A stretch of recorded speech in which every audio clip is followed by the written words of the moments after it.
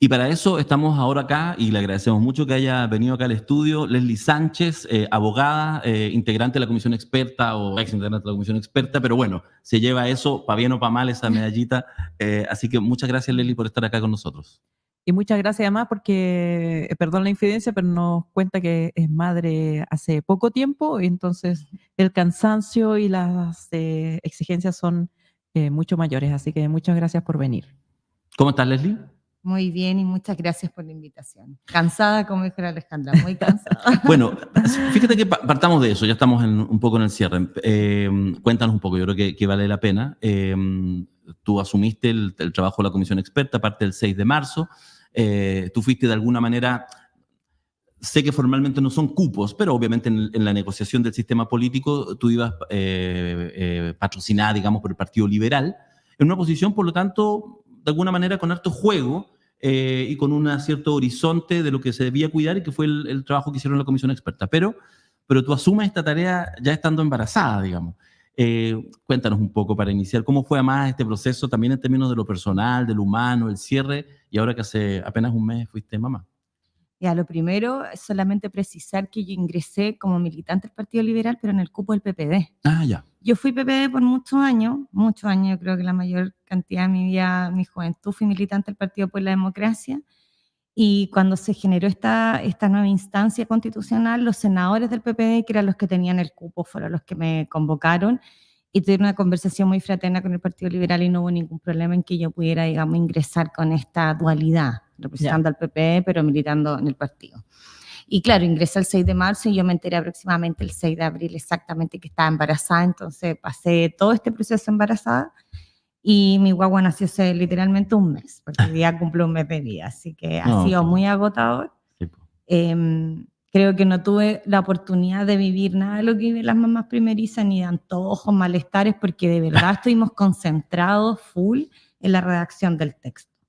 Y en eso enlazo con los titulares que estaban leyendo de que efectivamente, por lo menos para el comando del en contra, no hay nada que celebrar y de verdad no estamos haciendo ningún cierre estos días de manera de festinar o de sentir que estamos cerrando un ciclo con un resultado que nos agrade, muy por el contrario, para quienes participamos en la redacción de primero el anteproyecto y luego del texto final. Créeme que es súper decepcionante y frustrante no poder haber dotado a este país de un texto de consenso y que nos permitiera salir de la crisis constitucional e institucional en la que vivimos. Y ese es el problema, que votar en contra es quedarnos con el texto vigente, que tampoco subsana, digamos, los problemas que tenemos en términos institucionales en cuanto al fortalecimiento y calidad de la democracia. Y eso es algo que la clase política va a tener que seguir mirando como un desafío permanente en el caso de que nuestra opción gane el domingo 17. Pensando en la metáfora de los antojos y los malestares, probablemente los antojos fueron, mientras estaba la comisión experta, ir agregando cosas para armar un texto equilibrado que pudiera sobrevivir a este periodo tan complejo, y seguramente los malestares vinieron cuando después llegó la oleada republicana. Te quiero justamente en eso preguntar, Leslie, esta pregunta casi que yo creo que voy a hacer una investigación porque se la he hecho a todas las personas que he podido, que han participado, tanto como comisión experta como después como algunos como consejeros. Dos preguntas en una. ¿Cómo viste el proceso inicial cuando ustedes llegan al anteproyecto? Es decir, ¿qué cosas tú valoras de ese proceso y qué cosas de repente quizás tampoco eran tan magníficas y uno a esta altura del partido de manera comparativa lo engrandece o lo ve demasiado edulcorado? Quiero una evaluación de ese primer periodo, de la generación de ese anteproyecto. Y la segunda asociado es en qué minuto, te lo pregunto casi como vivencialmente, ¿cuándo fue el minuto en que ya en el proceso del Consejo Constitucional en su conjunto tú dices, no, algo, quizás incluso algo anecdótico que tú dices, parece que esto ya no tiene vuelta y que en realidad tú dices ya, esto va a terminar en el en contra en términos de tu mirada? Mira, la primera etapa fue muy fraterna y yo creo que eso fue lo que nos permitió llegar a un texto consensuado desde republicano hasta el Partido Comunista. Siendo súper honesta, esta calidad o atributo de expertos constitucionales creo que era bien ambiciosa. La mayoría de nosotros éramos profesionales, algunos del derecho, otros de otras ciencias sociales. En mi caso me dedicaba al derecho constitucional como académica, pero creo que pueden haber habido 1000 otros colegas y mujeres y hombres más capacitados que nosotros. Entonces no era que fuéramos los súper mega expertos, sino No era que la comisión reuníamos- Ortúzar, digamos. Claro, sino que reuníamos dos cualidades, creo yo, que era tener conocimiento del derecho constitucional y de lo que sirve y para qué sirve, digamos, un texto constitucional, pero además que gozábamos de la confianza política a los respectivos sectores en razón de nuestras trayectorias profesionales de conocer cómo se dialoga en política, cómo se llega a acuerdo en política y qué es lo que hay que transar a veces para poder llegar a un buen resultado. Y yo creo que esas eran las cualidades que reuníamos los 24, digamos. Y afloraron maravillosamente las primeras semanas. Yo creo que todos partimos desde una muy buena fe y mucha honestidad de esto es lo que yo estoy disponible, hasta aquí puedo transar, mi sector aprobaría esto o no lo aprobaría, y fue, como te digo, con una brutal honestidad. Nuestras conversaciones fueron privadas, que en algún momento fueron objeto de críticas también, porque estamos en la lógica, ojalá, de la transparencia y publicidad de la mayor cantidad de actos públicos, y nosotros trabajamos en privado y bastante de manera bien discreta. Los periodistas nos criticaban incluso por los fome que éramos, al no querer dar cuña o generar polémica, en fin. Pero creo que representaba lo que se esperaba una comisión, comillas, experta. ¿Dónde se jodió todo con esta frase que ya está como instalada en este debate constitucional? 3 le pongo yo, porque siempre cuento el primero de Bachelet, luego la convención y este. Creo que fue cuando se ingresa la enmienda del Partido Republicano. Yo creo que, porque hasta allí 800, había muchas. declaraciones. Ya. Y tú también partes desde la buena fe, desde que las personas que ganaron una elección vienen a construir un texto constitucional con la mejor de las voluntades. Pero cuando miramos las indicaciones, y hago un símil en esto, si quieres, con la Convención Constitucional, cuando se vota y se rechaza, pero se vota el Chile país vegano, que sabíamos que era absolutamente fuera de lo que un texto constitucional debiera regular, y ya tú decías, este proceso va mal. Acá con el rodeo y la cueca, yo creo que esos fueron los hitos bien icónicos, digamos, de que nos dieron a entender de que no estábamos entendiendo, o por lo menos el grupo que ganó la elección no estaba entendiendo. Que venían por todos títulos incluidos. Que venían a redactar un texto constitucional y no un programa de gobierno. Y ahí todos sentimos que no había voluntad de diálogo verdadera, y que en realidad iban a ocupar este espacio para difundir sus ideas y disputar, digamos, la hegemonía de la derecha, si eso era. ¿Quién era más de derecha? Si Republicanos representaba más este sector o si la UDI y RN iban a estar a la altura de disputarle ciertos temas. Y lamentablemente siento yo que la centroizquierda cayó en este juego completa y absolutamente, y se dedicó a lo que te digo, a demostrar, a jugar este gallito de quién es más de derecha. Entonces en el fondo no lograron parar nada. Claro. No la centroizquierda, te referías. Sí, perdón, claro. la centroderecha. Sí. No les puso ningún alto. Al contrario, se rindieron y jugaron este juego y apoyaron ideas que uno sabe que en otra instancia de debate democrático no habrían apoyado. O sea, de hecho, yo siempre interpelé a las mujeres de estos sectores. Ustedes fueron partícipes y hay grandes promotoras como Marcela Sabat, ¿cierto?, de la paridad, claro, y de los temas de igualdad de género, y acá estamos retrocediendo absolutamente, y no hay ni una responsabilidad política con su historia, digamos, con sus legados como partidos políticos, simplemente por dejarse llevar, creo yo, por esta arremetida republicana y el temor competencia que tienen de que les ganen, digamos, sus nichos electorales. La relación con el mundo republicano, esa también para mí es una obsesión, porque además es interesante de repente empezar a convivir en esta casa estudio, jugando con la idea de los reality, están en moda de nuevo hoy en Chile. Y entonces de repente llegan 20 y tantos republicanos, republicanas, todos anónimos, uno por ahí que se conocía un poquito, pero en realidad anónimos básicamente. Entonces durante varios meses conviviste con este grupo que al tercer día de ser electo, o una semana, los llamaron al orden, al tiro, y los mantuvieron como ordenaditos. En este tiempo, digamos, de auge de las ultraderechas, no solo en Chile, en muchas partes, ¿qué lección te queda? ¿Qué mirada? ¿Cómo son? ¿Qué pasa con este bicho que uno podría decir, esta ultraderecha encarnada en personas anónimas que están ahí? La verdad es que yo me quedé con una sensación amarga y de máxima preocupación. Ya. Primero porque yo no veo en la militancia del Partido Republicano un verdadero militante de un partido político, porque acá no hay un eje programático que sustente al Partido Republicano. Creo que hay un liderazgo, un personalismo que es José Antonio Kast y un par de eslogan habituales que es más seguridad, digamos, el tema contra los migrantes, pero no hay más desarrollo del proyecto país o el proyecto que le quieren ofertar, digamos, a un futuro gobierno, si es que ese es su objetivo final, que probablemente lo sea.